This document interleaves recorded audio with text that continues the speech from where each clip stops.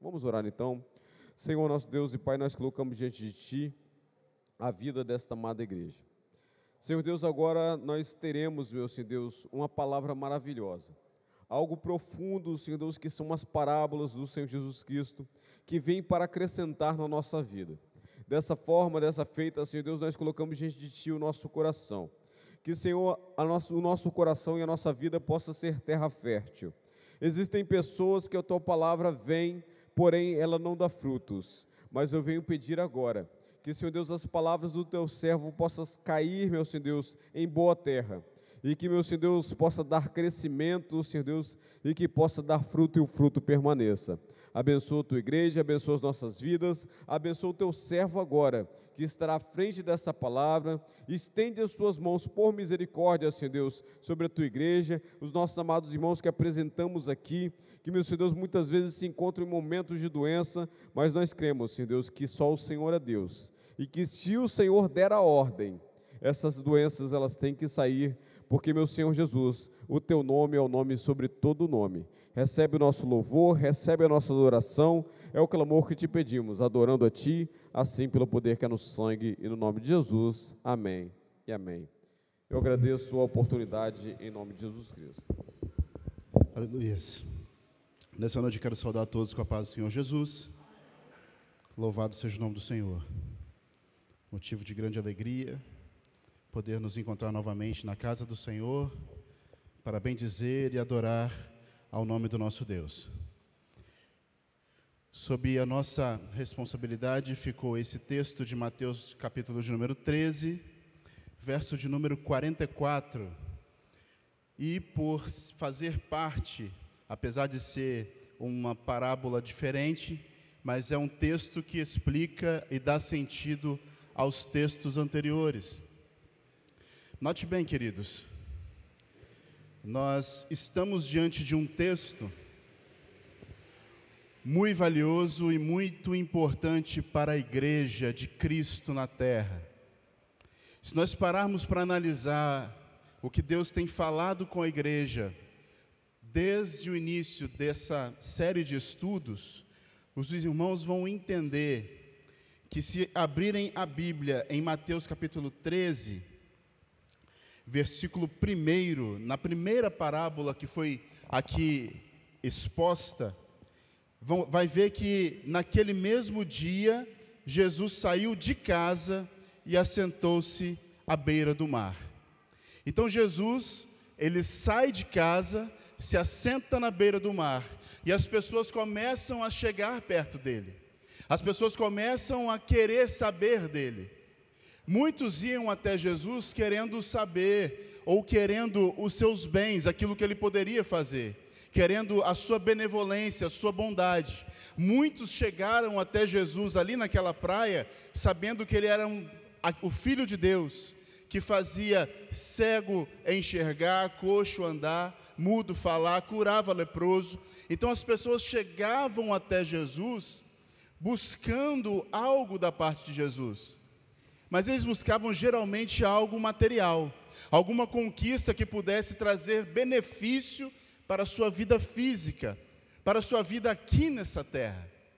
Mas quando nós entramos nesse texto de Mateus 13, já no versículo de número 44, você, a partir do versículo 36, se você ler o versículo de número 36, você vai ver o seguinte: então ele deixou a multidão e foi para casa. Ele disse algumas parábolas para a multidão, e ele percebeu que aquele povo fazia meio que cara de paisagem quando ele estava explicando ou proferindo as suas parábolas. Então ele despede o povo, ele volta para casa e fica com os seus discípulos. E é para os seus discípulos somente que ele traz a explicação da parábola do trigo e do joio, e que ele entra num assunto mais profundo, num assunto mais excelente, num assunto ainda mais poderoso, que traria mais vida, que é a parábola do tesouro escondido e a pérola de grande valor. Note bem, queridos, Antes até de entrar nesse contexto aqui, eu gostaria de fazer uma pergunta aos irmãos. Qual que é o tesouro que você tem? Qual que é o tesouro que você considera ser o mais valioso da sua vida? Qual que é o tesouro que você entende e seria capaz de vender tudo para conquistar aquele bem? Qual é essa pessoa? Qual é essa situação que você tanto deseja, que você tem tanto zelo, tanto anelo, que gostaria até de vender, se fosse necessário, vender todos os seus bens, todas as suas posses, para alcançar esse bem? Note que no início eu disse que esse texto é um texto extremamente importante para a igreja de Cristo na terra hoje. Entenda que Deus às vezes nos confronta através da sua palavra. Entenda que Deus às vezes nos corrige através da sua palavra.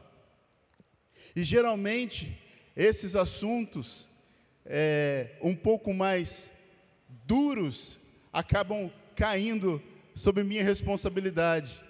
Lembro bem que há pouco tempo atrás nós trouxemos aqui da parte de Deus o estudo sobre a igreja de Sardes, que foi muito proveitoso para a minha vida, mas é um estudo duro. E note que esse texto não é diferente. Também o reino dos céus é semelhante a um tesouro escondido no campo, que um homem achou e escondeu. Entenda, queridos, por que que esse homem acha um tesouro e esconde de novo? Para a gente entender todas as parábolas, é preciso a gente entender um pouco da cultura judaica. Quando alguma pessoa que trabalhava em algum campo, ou alguma pessoa que estava fazendo algum serviço, ou que quer ele seja um caçador de tesouros, não importa. Se ele encontrasse algum bem, algum tesouro escondido, e isso era muito comum naquela época, porque não existia banco, não existiam cofres, então as pessoas guardavam os seus bens mais preciosos naquela propriedade que ela tinha, enterrado num campo, onde somente aquela pessoa sabia. Somente o proprietário do tesouro sabia onde aquele tesouro havia sido enterrado. E quando um terceiro encontra esse tesouro, não havendo mais o dono daquela propriedade, não sabendo-se de onde estaria aquele tesouro escondido, aquela pessoa, para adquirir o direito de ser possuidor daquele tesouro, ela precisaria ser o proprietário do campo. O proprietário do campo, e somente ele poderia tomar posse desse tesouro.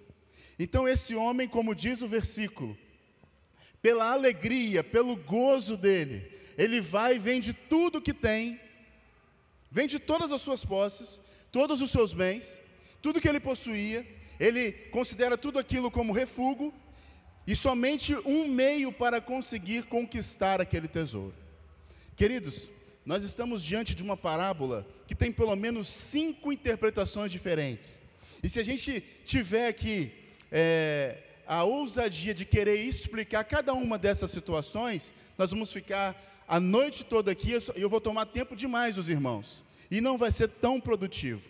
O que eu quero trazer à mente dos irmãos é o seguinte, e volto à pergunta que fiz: qual que é o seu tesouro?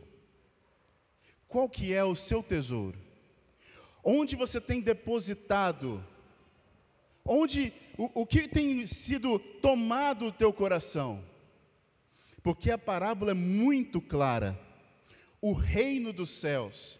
E quando a Bíblia diz o reino dos céus, tem diversas interpretações para esse termo, o reino dos céus. Pode ser interpretado como o Evangelho, pode ser interpretado como o próprio Cristo. E eu prefiro aqui sintetizar o reino dos céus como sendo a salvação.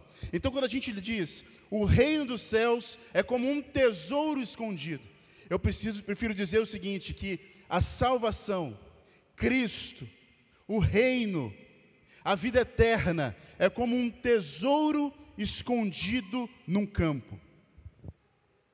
Querido, se esse tesouro está escondido num campo, e você encontra esse tesouro, resumindo essa parábola, tudo o que ela quer dizer é o seguinte: que todas as suas demais coisas, todos os seus demais bens, tudo aquilo que você possui, tudo aquilo que te interessa, tudo aquilo que toma o seu tempo, passa a ser secundário.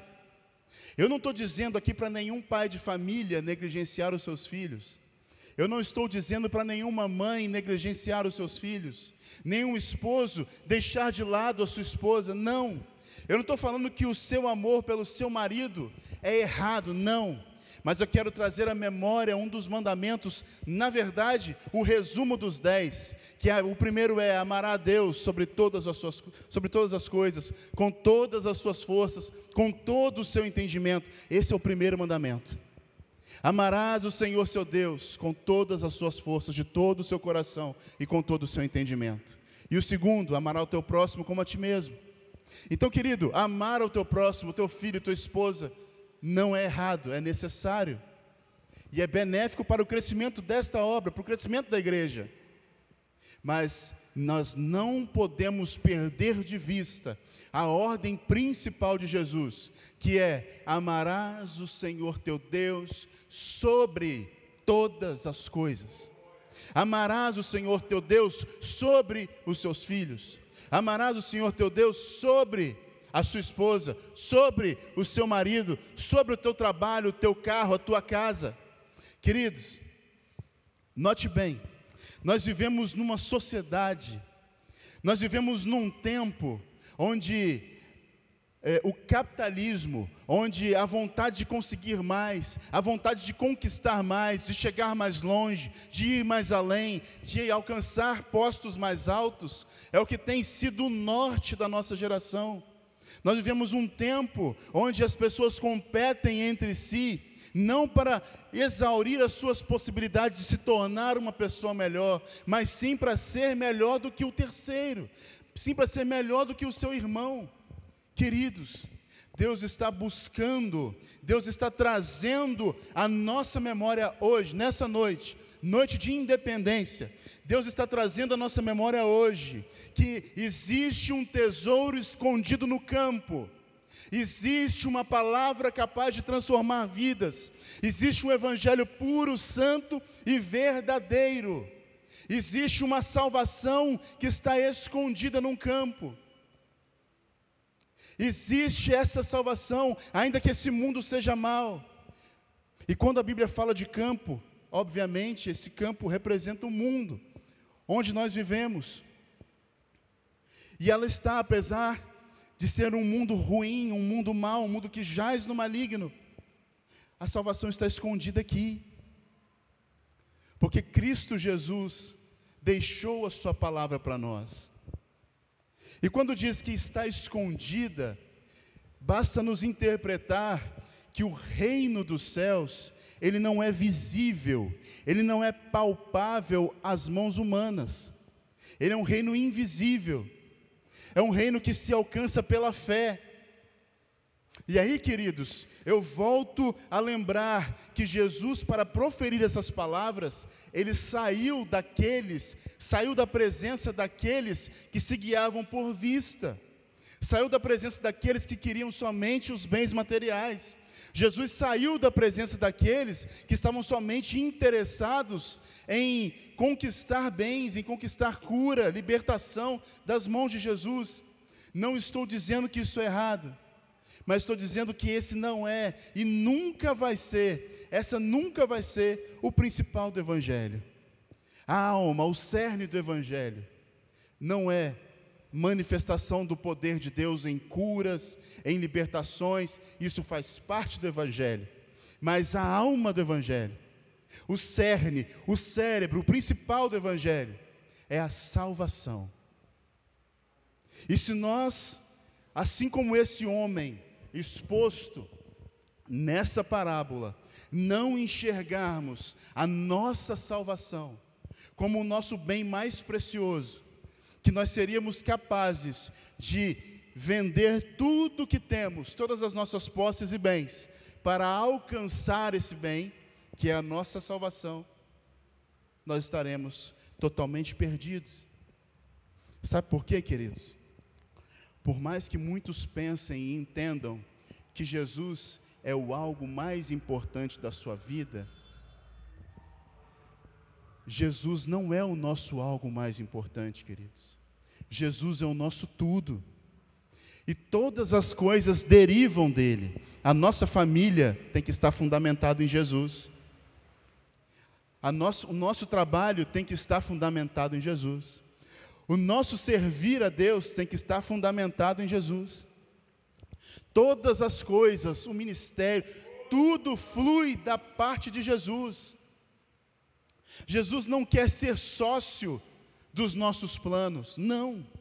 Jesus não quer ser sócio do seu planejamento de vida. Ele quer ser o seu planejamento de vida. Ele quer ser o autor da sua história junto contigo. Ele quer ser o transformador da sua história junto com você. Querido, se você voltar no tempo, há 12 anos atrás, ou mais, 13 anos atrás, quando eu cheguei nessa igreja, eu nunca imaginei assumir esse púlpito e ter a oportunidade de falar do amor de Deus, porque só Deus sabe como eu entrei por aquelas portas. Mas Jesus é o meu tudo. Tudo que eu tenho, tudo que eu sou está firmado e fundamentado nele. Fora dele eu não sou nada. Sem ele eu não posso nada. Afastado da presença dele, eu não sou um nada. Queridos, Jesus está dizendo para a igreja hoje: eu quero ser o seu tudo. Para de ficar se preocupando e para de ficar entesourando aquilo que não é tesouro.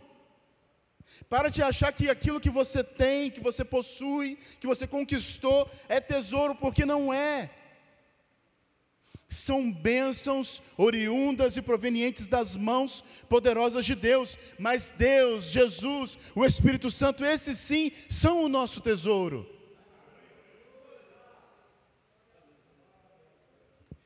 Eu falo isso para uma igreja que eu amo desde o primeiro dia que eu botei os pés aqui.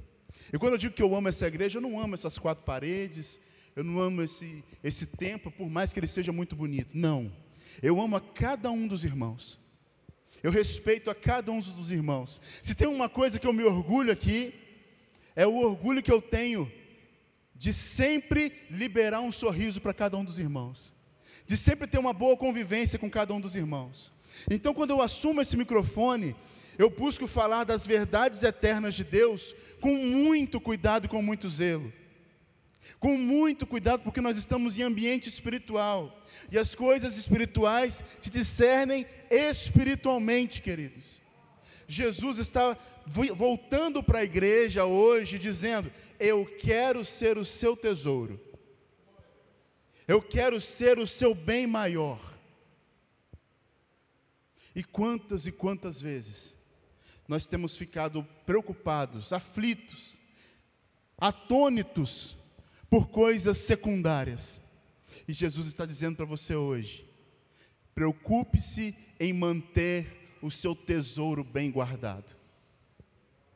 O salmista disse: guardei a tua palavra escondi no meu coração, para não pecar contra ti. Tem alguma coisa a ver com esse texto? Tem alguma palavra que te lembra nesse texto? Essa palavra esconder é uma palavra que denota, que traz o significado de que é algo muito importante e que precisa ser guardado para não ser roubado. Quando o salmista diz: a tua palavra escondi no meu coração, é porque ele não queria que ninguém roubasse, que ninguém tivesse acesso àquilo que Deus entregou para ele, e aquilo que ele considerava de mais poderoso na vida dele, que era a palavra e a presença de Deus. A palavra é para não pecar, e a presença é para manter ele de pé todos os dias. Queridos, é um engano muito comum nós imaginarmos que nós acordamos todas as manhãs, porque simplesmente o ar entrou por nossos pulmões, ou porque o despertador cumpriu o seu papel, ou porque acordamos com saúde. É um ledo engano isso, é um engano muito simples.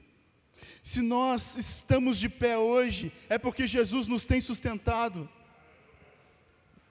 Se nós estamos de pé, com fôlego de vida, com capacidade de vir para a igreja, com capacidade de desenvolver nossas atividades do dia a dia, é porque Jesus nos tem sustentado. E às vezes é preciso dizer isso para a igreja no século 21, porque é uma igreja que acredita em tudo, que coloca e deposita sua fé em tudo, na tecnologia, deposita sua fé na oferta, deposita sua fé naquilo que está por vir, naquilo que o irmão falou, deposita sua fé em tudo, menos no Cristo das Escrituras. E ele está dizendo: eu quero ser o seu tesouro. Eu quero ser o seu tesouro. E às vezes nós questionamos. Eu tenho esse defeito, irmãos, e assumo para vocês aqui. Eu tenho esse defeito de questionar: Senhor, por que, Senhor? Por que, Senhor? Que às vezes nós nos dedicamos tanto. O grupo de louvor ensaia até 13h no domingo, para tentar ministrar algo que seja da sua parte, Senhor. E por que às vezes, e por muitas vezes, a igreja está apática? Por que muitas vezes não tem uma contrapartida da igreja? Por que a igreja não vem junto nisso? Isso aflige meu coração, isso entristece meu coração. Mas Deus hoje trouxe a resposta para o meu coração. É porque tudo tem se tornado tesouro, exceto aquele que é o Rei dos Reis e Senhor dos Senhores. Queridos, hoje é noite de ensinamento. Olhe para esses bancos. Obviamente eu percebo que tem mais gente do que o comum numa terça-feira, mas olhe para esses bancos vazios. Quantas pessoas que cá estavam há 3 dias atrás, nesse mesmo horário? Esse é o valor que as pessoas dão para o tesouro. E a gente consegue observar isso nos mínimos atos. O salmista disse: alegrei-me quando me disseram, vamos à casa do Senhor. Você vai dizer: Paulo, às vezes me entristece. Talvez você pense isso brote no seu coração. Por que não tem mais curas na igreja? Por que não tem mais manifestações poderosas na igreja? Querido, eu volto a dizer, tudo isso é secundário, porque os milagres se seguirão aos que creem.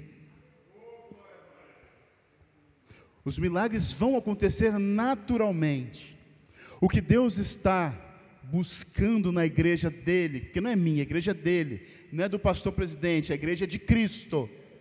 O que Deus está buscando na igreja dele, numa igreja que foi comprada com o sangue dele, é uma entrega maior, queridos. O que Deus está buscando é uma entrega maior. Mas eu não vejo, Paulo, eu não vejo certas pessoas agindo dessa forma. Querido, se você quer mudança na sua igreja, se você quer mudança no seu trabalho, seja uma ferramenta para essa mudança. Seja um agente de mudança. Porque se você não mudar, nada vai mudar. Se você quer um círculo de oração mais fervoroso, seja a pessoa mais fervorosa do círculo de oração. Se você quer obreiro mais fervorosos, seja o obreiro mais fervoroso do hall de obreiros dessa igreja. Se você quer jovens mais fervorosos, e você não é jovem, interceda por esses jovens. Se você quer um coro Asaf mais fervoroso, interceda, participe e seja um membro mais fervoroso desse coro Asaf. Se você quer adolescentes mais fervorosos, incentive o seu filho, ao seu sobrinho, ao seu neto, a buscar a Deus na palavra. Nunca faltou palavra nesta igreja. Nunca essas portas estiveram fechadas para a palavra. E quando por motivo de pandemia estiveram fechadas, nós levamos a palavra até vocês nos seus lares. É impossível, queridos, é impossível servir a Deus cocheando entre dois pensamentos. É impossível. E a parábola é muito clara. O reino é como um tesouro. A salvação é como um tesouro. E nós não temos mais sentido que nós temos tratado isso como um tesouro. Nós não temos dado devido zelo a esse tesouro. Quando eu digo nós, é nós com N maiúsculo, porque eu estou incluído nisso. Eu faço parte dessa igreja. E se nós queremos avançar em Cristo Jesus, é preciso uma mudança de postura. É preciso uma mudança, uma readequação no nosso curso. É preciso valorizar momentos onde a palavra é exposta, esmiuçada com todo zelo e cuidado. Se nós continuarmos lendo, nós vamos ver que o texto no verso de número 45 diz: o reino dos céus também é como um negociante que procura pérolas preciosas. Encontrando uma pérola de grande valor, foi e vendeu tudo que tinha e a comprou. Note bem, queridos, Jesus dá dois exemplos, utilizando coisas de grande valor para falar do seu reino. Tesouros eram bens de grande valor. Pérolas, e aqui eu digo pérolas no contexto daquela época, eram muito mais valiosas do que são hoje. Naquela época, pérolas eram muito mais valiosas do que o próprio ouro, porque pérola naquela época tinha sido descoberto como uma novidade. E entenda quando diz que o reino dos céus é como um negociante que procura pérolas preciosas. Querido, Jesus usa dois exemplos que buscam ser claros para a nossa sociedade hoje. Hoje a nossa sociedade está voltada para ganhar e para conquistar. Nunca o homem se dedicou tanto ao estudo e ao conhecimento.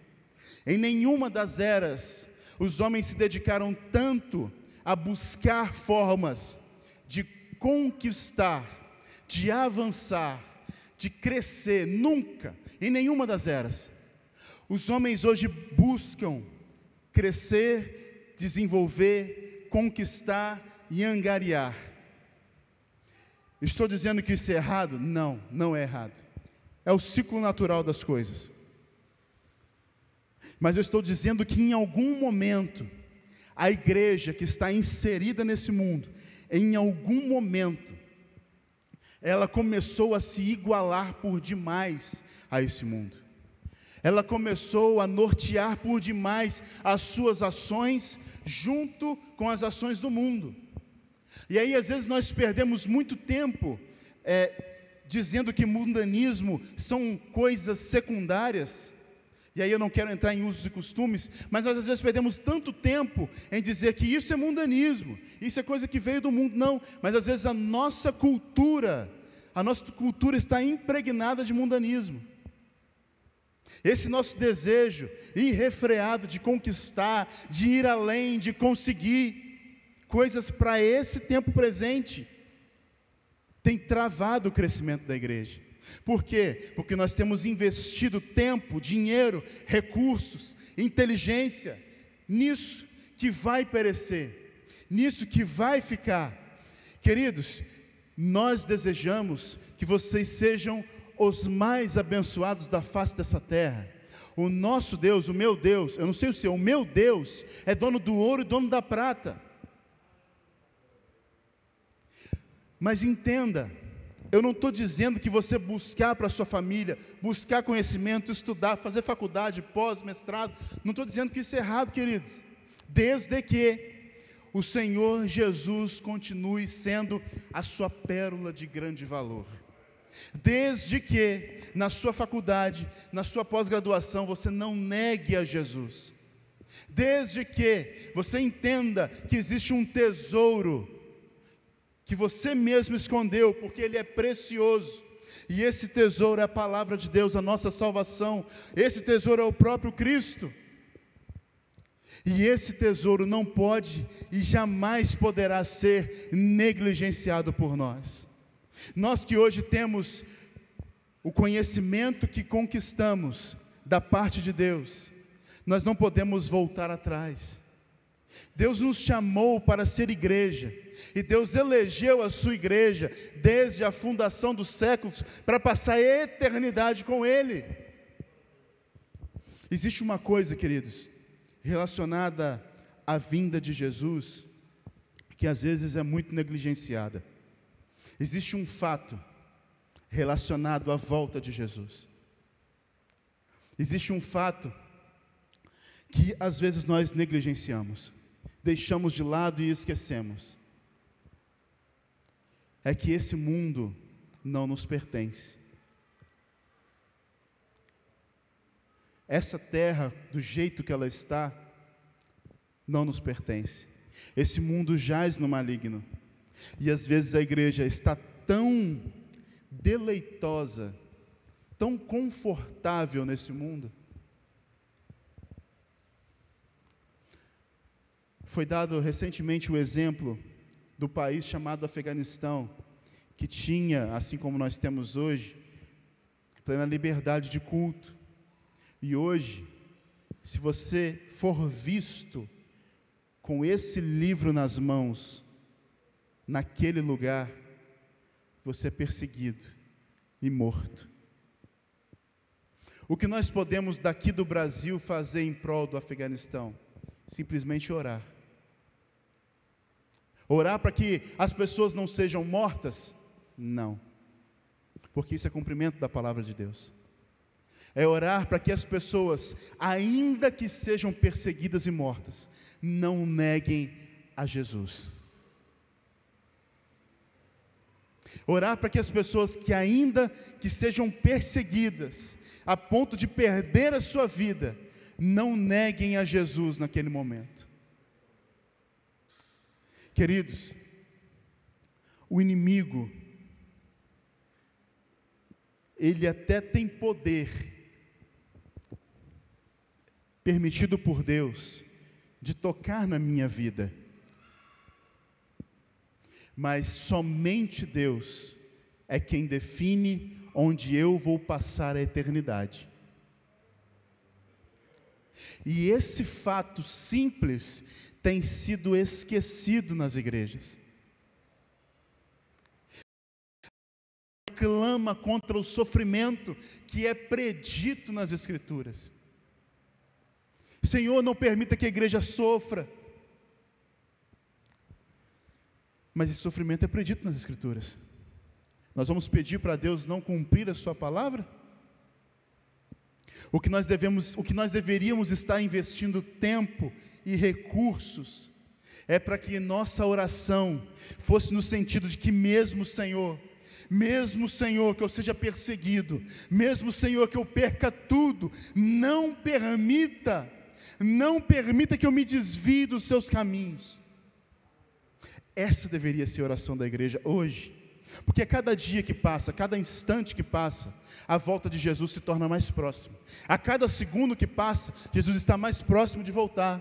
A cada momento que passa, o dono dessa igreja dá mais um passo em direção à sua volta para arrebatar essa igreja. A cada segundo que passa, queridos. E quando nós nos deleitamos por demais, nos conformamos demais, nos acostumamos demais com esse mundo, fatalmente nós estamos esquecendo das coisas eternas que Deus tem preparado para nós. Porque a palavra nos garante que nem olho viu, nem ouvido ouviu, e nem subiu ao nosso coração aquilo que Deus tem preparado para aqueles que vencerem. Diz a Bíblia,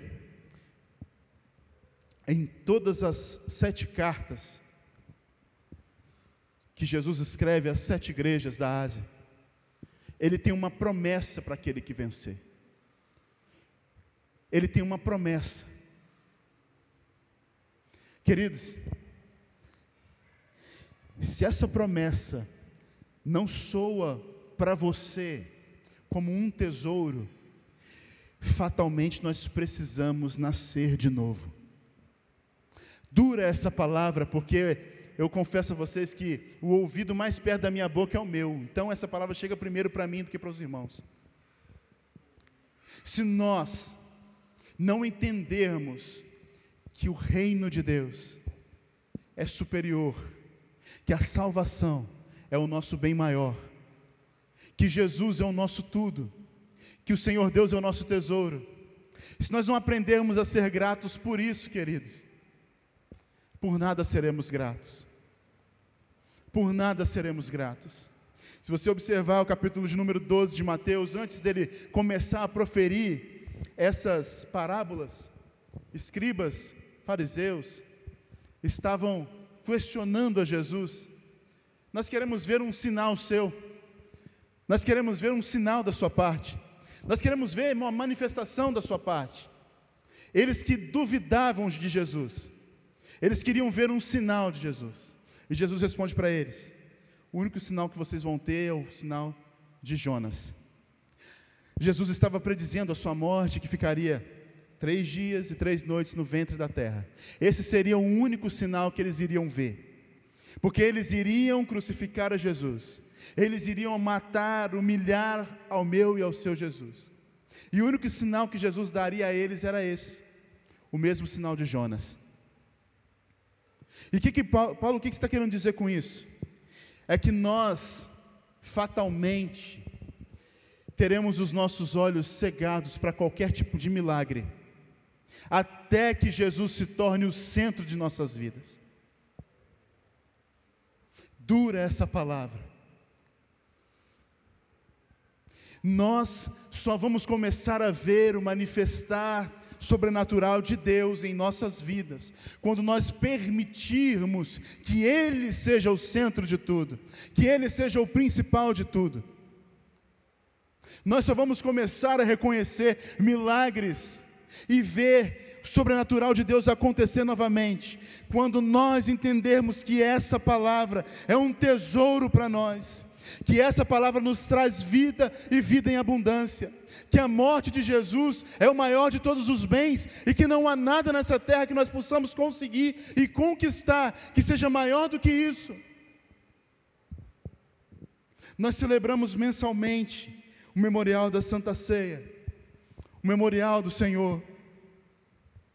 Mensalmente nós dizemos, celebramos, choramos, porque entendemos que o sacrifício de Jesus é a única situação que nos permite ter vida, é a única situação que nos permite ter vida eterna, é a nossa única esperança de salvação. Eu sei que às vezes uma palavra dessa se torna enfadonha, se torna cansativa, mas é triste ter que revoltar e revolver nos primórdios do Evangelho, mas é melhor revolver agora aos primórdios do Evangelho, porque ainda há tempo de mudança de postura, ainda há tempo de mudança de direção, ainda há tempo de conquistar e alcançar novos caminhos e novos rumos em Jesus, ainda há tempo. Vai chegar um dia, queridos, em que esse tempo estará esgotado. Vai chegar um dia onde muitos vão querer ouvir uma palavra dura, porque mesmo na correção que vem do trono, não vem do púlpito, a correção vem do trono, mesmo na correção, Deus se mostra sendo Pai, mesmo na correção Ele se mostra sendo amoroso, mesmo na correção Ele se mostra sendo um Deus zeloso que cuida dos seus filhos e não quer que nenhum deles se perca. Mesmo no momento de correção, mesmo no momento de palavra mais dura, Ele se mostra um Deus amoroso e zeloso, porque Ele não tem prazer na sua morte agindo impiamente. Ele não tem prazer numa alma que vai para o inferno, não tem prazer nisso. Queridos, Jesus é o nosso tesouro, Jesus é a nossa pérola de grande valor, a salvação é a nossa pérola de grande valor. Ter o nome escrito no livro da vida é o maior dos tesouros. Hoje talvez isso não faça muito sentido para você, mas vai chegar um dia em que você salvo vai lembrar desse 7 de setembro, Paulo tinha razão. Tudo ficou para trás. A tristeza ficou para trás. A morte ficou para trás. A dor, o sofrimento, tudo ficou para trás. Valeu a pena ser fiel a Jesus. Valeu a pena ter considerado tudo como refúgio, como perda, e considerado a salvação como o nosso bem mais importante. Valeu a pena ter sido fiel. Existe um hino cantado pelo coro Asaf, que diz que não haverá mais noite ali, não haverá mais tristeza nem dor. Existe esse hino que arranca lágrimas dos olhos daquele que o canta, mas que precisa ficar gravado nos nossos ouvidos, e gravado nos nossos olhos, e gravado na nossa alma, que o nosso tesouro não está aqui. O nosso tesouro está na nossa Jerusalém celeste. O nosso tesouro está nos novos céus e na nova terra. O nosso tesouro, por mais que esse mundo, por mais que o nosso país até tenha sido bastante benevolente conosco, nos permita pregar, nos dê liberdade de culto, por mais que isso seja muito bom, o nosso tesouro não é isso. O nosso tesouro é a nossa Jerusalém celeste, a nossa salvação. A nossa salvação é maior, é mais importante do que carros, é mais importante do que bens, do que casa própria, é mais importante do que saúde, é mais importante do que tudo. A nossa salvação é o nosso bem maior. Apocalipse 21 diz o seguinte: então vi novos céus e nova terra, pois o primeiro céu e a primeira terra tinham passado, o mar já não existia. Vi a cidade santa, Nova Jerusalém, que descia do céu da parte de Deus, preparada como uma noiva adornada para o seu marido. Ouvi uma grande voz, uma forte voz, que vinha do trono e dizia: agora o tabernáculo de Deus está com os homens, com os quais Ele viverá. Eles serão os seus povos, e o próprio Deus estará com eles, e será o seu Deus. Ele enxugará dos seus olhos toda lágrima. Não haverá mais morte, nem tristeza, nem choro, nem dor, pois a antiga ordem já passou. Aquele que estava sentado no trono disse: estou fazendo novas todas as coisas. Queridos, se nós estivéssemos aqui profetizando bênçãos, vitórias, conquistas, carros, chave de casa própria, eu tenho certeza que esses bancos estariam repletos, que lá fora estariam pessoas do lado de fora, gente acompanhando pelo telão do lado de fora. Se estivesse aqui uma pessoa de renome, um cantor, alguém de fora, isso aqui estaria lotado de gente. Mas aprove Deus, aprove ao meu Jesus, revelar-se a nós hoje, como Ele se revelou aos seus discípulos. Jesus estava numa praia lotada de gente, falando para uma multidão. De repente ele disse: pessoal, pode ir embora. E foi para casa, foi ficar com os seus discípulos, assim como nós estamos aqui hoje. Jesus está falando para discípulos hoje. Jesus não dispensa uma tão grande promessa como essa, uma verdade tão estonteante como essa, para a multidão. Ele dispensa para os seus escolhidos. Ele dispensa para aqueles que foram escolhidos a dedo. Ele dispensa para você nessa noite. Ele entrega na sua mão nessa noite hoje. Querido irmão, e na verdade Jesus diz: meu filho, eu sou o seu tesouro, eu sou o seu bem maior. Hoje o que você passa não servirá apenas como uma vaga lembrança daquilo que você está por viver, daquilo que está por vir.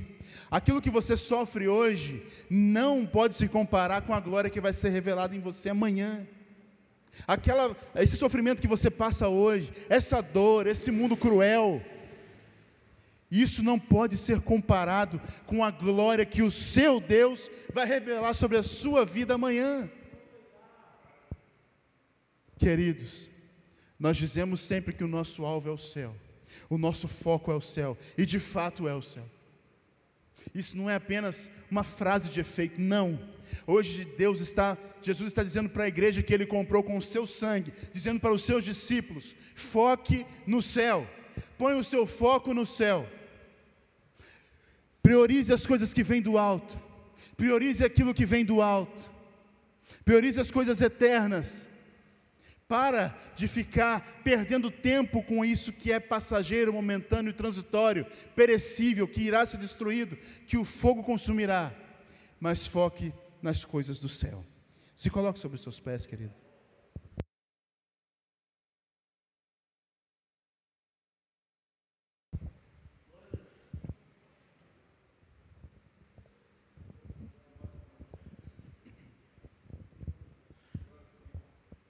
A pregação sobre o céu tem sido deixado de lado em muitas igrejas e em muitos púlpitos. Mas eu glorifico a Deus porque aqui nessa igreja, antes de mim, Deus já levantou homens e mulheres para falar dessa verdade eterna. Aqui não se cala homens e mulheres de Deus que entregam algo da parte de Deus para crescimento da igreja. Tudo que Deus falou hoje ao nosso coração, ao meu e ao seu coração, é para crescimento da igreja, para fortalecimento da igreja. Ore comigo. Senhor, nosso Deus, nosso Pai, Senhor, nós somos gratos a Ti pela Tua bondade e a Tua misericórdia dispensada sobre as nossas vidas. Senhor, nos ajude, Senhor, a voltar a enxergar o céu como o foco principal. Nos ajude, ó Deus, a rejeitar, ó Deus, rejeitar aquilo que o mundo tem a nos oferecer e entender que tudo isso é secundário, Pai. Tudo isso é secundário. A Tua palavra nos garante e a Tua palavra é fiel, Senhor. A Tua palavra nos garantiu um céu e mais do que um céu, uma eternidade junto contigo, Senhor. Ó Deus, uma eternidade. Ó Deus, podem se passar 1000 anos, 2000 anos, 3000 anos. Isso ainda é muito tempo, sim, mas a eternidade é o fim da contagem do tempo. O tempo não passa. O Senhor vai ser o sol da nossa justiça. O Senhor estará conosco todos os dias. Veremos ao Senhor como nós somos vistos por Ti, Pai. Que promessa gloriosa para a Tua igreja. Que promessa gloriosa para o Teu povo, Pai. Ó Deus, em nome de Jesus, fortalece, Senhor, os nossos passos. Fortalece, Senhor, a nossa caminhada. Não permita vacilar o nosso pé. E, ó Deus, ainda que o nosso corpo físico venha perecer, que a nossa alma esteja eternamente contigo, porque nós somos comprados por Teu sangue, nós somos lavados pelo Teu sangue. Jesus derramou o Seu sangue por nós. Nós somos gratos por esse tão grande sacrifício, uma pérola de tão grande valor, uma bênção sem medida, um tesouro, ó Deus, incomparável, incalculável está em nossas mãos, tesouros depositados em vasos de barro. Ó Deus, em nome de Jesus, capacite a cada um de nós, a cada um dos Teus servos, a cada um dos Seus discípulos que aqui estão, a serem multiplicadores da verdade eterna, de serem multiplicadores daquilo que é eterno, Pai, e que os nossos olhos estejam fixados no Senhor Jesus, o autor e consumador da nossa fé. Assim nós oramos a Ti, em nome de Jesus. Amém.